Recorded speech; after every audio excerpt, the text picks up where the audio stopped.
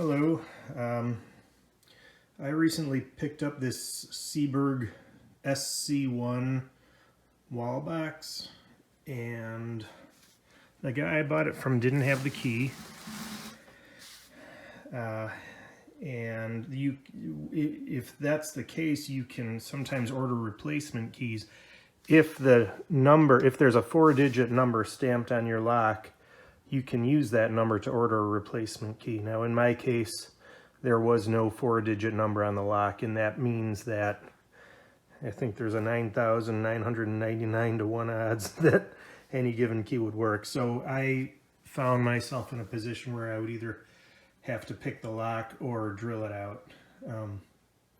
And I drilled it out, and there's not much information on YouTube or the web about these wall boxes, so I thought I'd put a quick video together showing what I learned about it. Now, I'm a pinball guy, and I've had a lot of cases where I've gone to buy pinball machines and the owners don't have the keys, and I've drilled out a lot of coin door locks. And coin door locks, by comparison, are really easy. You just drill, what I do is I drill straight into the lock, and you just drill into this screw until the cam falls off, and then you're in. The door opens. That is not the case with these wall boxes.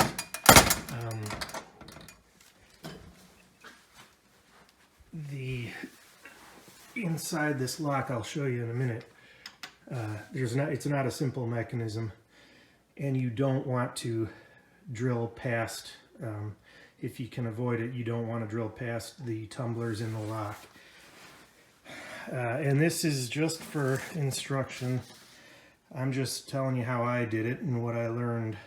Maybe there's a better way to do it, but I haven't really found any information online about it. So what I did is I started with a 1/4-inch bit, and I worked my way up, and I just drilled in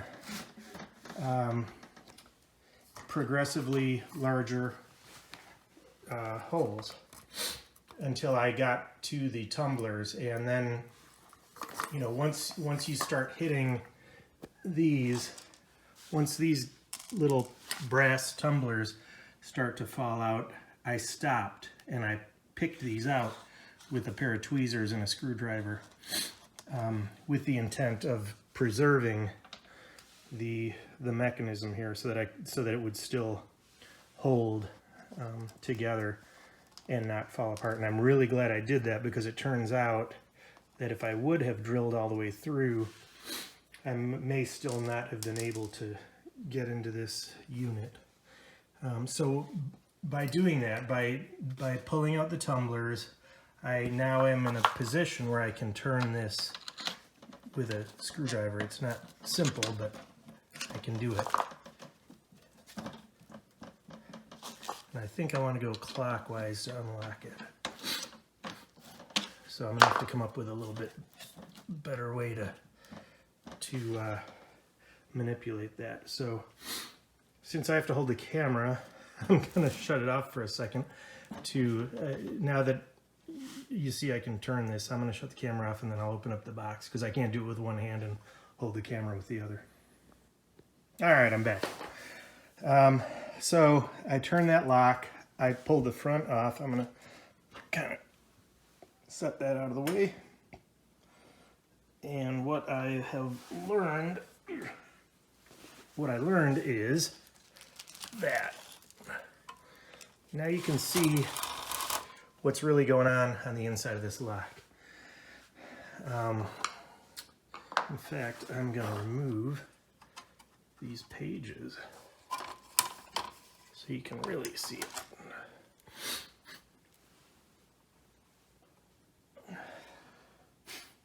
Okay, so here's what's happening. You got the lock where I drilled, and then on the inside, now on a pinball, I just showed you there would be a cam here. Well, here you've got this kind of a complex mechanism, and you'll see that as I turn it, what happens is this slot here, there's a slot right here, is driven up.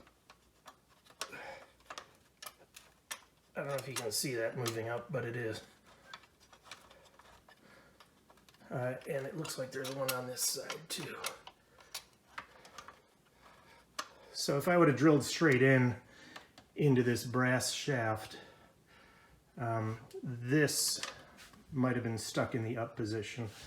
And I think, let me see if I can show you over here. I think what happens is this little brass hook mates with this. So, I mean, I wish that I had the benefit of some type of video to know how that worked before I had started drilling, but fortunately I took it real slow, and like I say, I pulled the tumblers out, so this is still intact, this the key mechanism.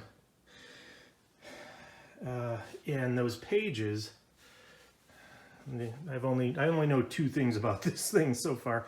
One is that, and two is that these little hooks here unlock the page mechanism, which I laid on the ground right here, and the hook on the bottom of the page mechanism just falls right onto these two pins here. So hopefully someone can learn from my trouble, and you'll be in a little bit better position to, if you find yourself having to get inside one of these locks. If you have the number stamped on the lock, I would definitely order the key, because you don't want to be in a position where you've taken away your ability to use a key and you can't get into this box. I don't know what you would do. Anyway, hope someone benefits from this. Thanks.